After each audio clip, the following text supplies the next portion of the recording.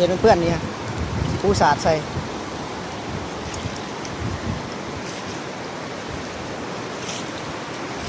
เขาพามาลินเซ็ต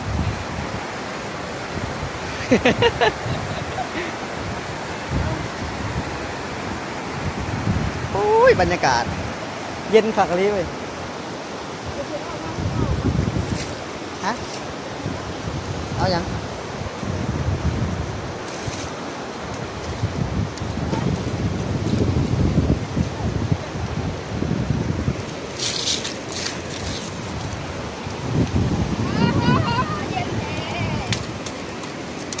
กูอยู่หันเนาะ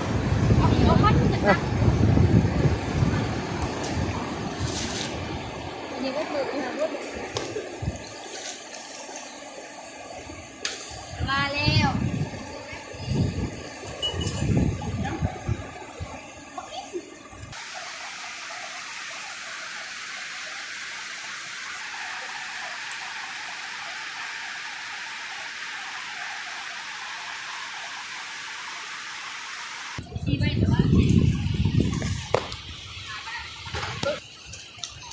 พามากินข้าวปลา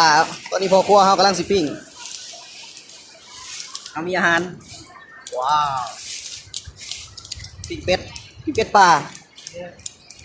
ปิ้งเป็ดอยู่ปลา เป็นปิ้งเป็ดปลา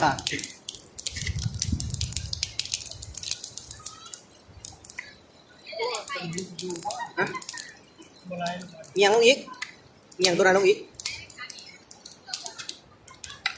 เมียงหินลงอีก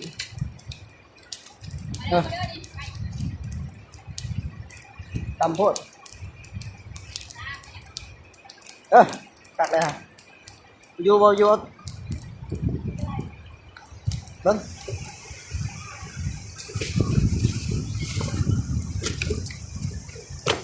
เอาหินหน่อยมาห้องอีกนึง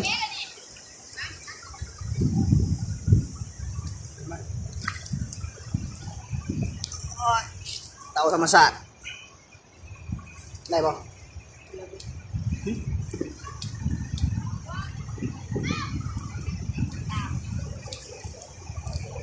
โยโยโย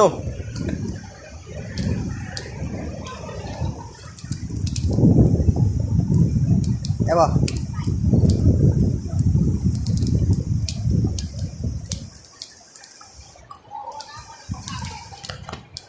กำลังสิปิ้งเป็ดพี่น้องได้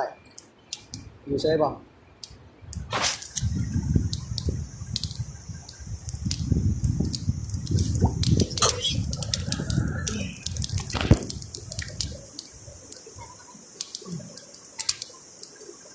มาอยู่นั่นตัวนี้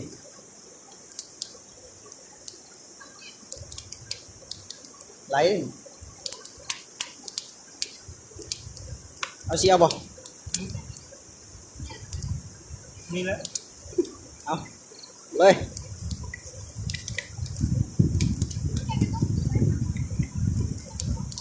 ตัวนี้บริ